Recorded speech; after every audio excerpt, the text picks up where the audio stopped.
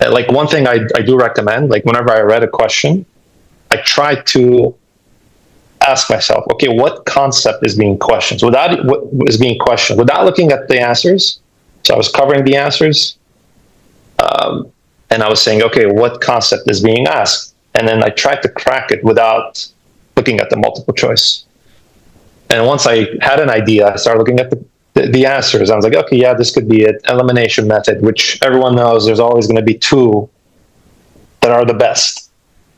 So I need to put my knowledge into test, because the test has a lot of variables. You have time, you have the situation of, getting to question 140, and you all of a sudden decide, oh, I'm so close to finish, I'm just going to do the last 10 questions as quick as possible. I want to get out of here, And then you have to have the mindset of like question 1 and question 150 are as important. So the difficulty of the test is having that focus and giving importance to every question from 1 to 150. So 150 needs to get the same amount of love as number 1. Mm-hmm. So when I got to question 140, I started looking at the door, because I took it in the test facility. I started looking at the door, and I was like, no. You gotta, these last 10 questions could be decisive, because it could be the ones that are going to make you pass. Because I hear stories, people failing on a few points. I hear people failing on 10, 20 points, 30 points, which tells me, hey, maybe they didn't give it much attention to the last 10 questions.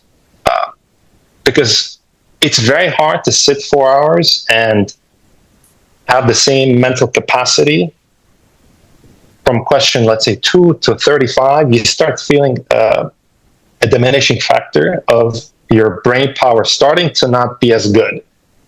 I know that you have a strategy where you say, hey, try starting from question 50 to 100. And then, that could be the easier question, and then go to 1. So many people try different ways, but however you do the puzzle, make sure that when you click the next question, you give it the same amount of love and importance and energy, and always think like this question could be the detrimental factor of me failing the test. And I need to make sure I get it right, So the only thing which helped me is wake up at 5 a.m. I start at 5:30. At 8 p.m. or 8:30, 2 hours I study in the morning. Even Saturday, Sunday also, I continue the schedule. Only 2 or 2.5 hours in the morning. Rest day you enjoy. Saturday, Sunday don't need to. I did not need to study 8 or 4 hours or 6 hours. I just study for 2 and 2.5 hours. The most productive hours of your day. Conceptual understanding is the first stage. Then second stage is mock test. Because whatever you learn, you understand, a mock test you will find mock test entirely different. I only want to add into it is be consistent with the study. If we are targeting the exam to be given in this month, don't make the payment, appear for that exam. Don't be like I will give after that time if this thing will get done. It should be in that month only, at that time only.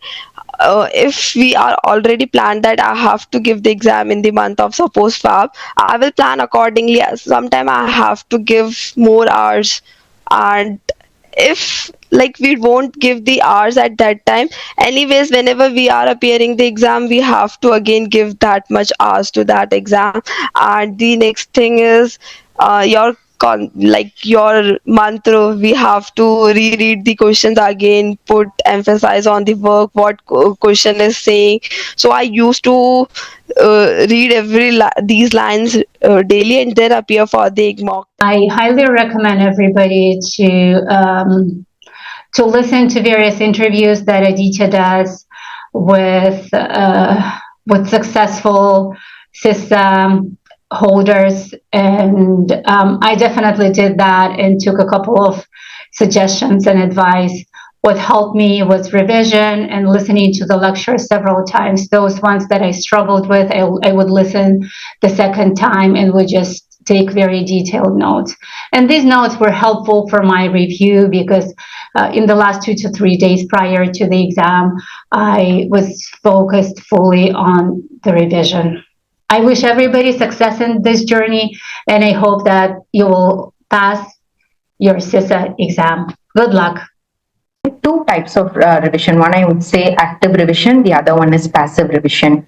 Active revision, by which I mean is like I used to watch your videos on repeat mode 2x speed. So let's say if I'm today morning, if I'm revising domain 1 videos by watching your videos every morning, that day night I will be revising domain 2 from my notes, from my handwritten notes. So that's how I do morning active revision and at night passive revision. So that's how I have divided my revision schedule. And once I complete the whole revision, one circle from domain 1 to domain 5, add light on this. While it might seem like a cliche, but I cannot stress enough on this. Planning is very much important. Planning in the sense not just in your mind, you have to plan it out on a paper, because only when you plan it out on a paper and track it, you will know what you wish to do actually in your mind and what you are doing actually. So that helped me a lot to track my progress, improve the progress, everything. So definitely I think a plan is important. I always believe that failing to plan is planning to fail. So planning for this exam, because it's one of the toughest certifications there. So planning is very important. That's what I wanted to add. Yeah. Fortunately, in my case, it was completely different. The real exam, in mock exams, like 6, 7, 8, 9, last 4, 5 mock tests, I started getting 75, even 83, 85 percentages. If you see my record, I would be able to see that. So, but the real exam was even more challenging in my case than the mock test. But still, I was able to clear the exam. The main reason is I was very much clear with the concepts. That is why I was able to crack it, however challenging the questions were. I will start to do the mock test.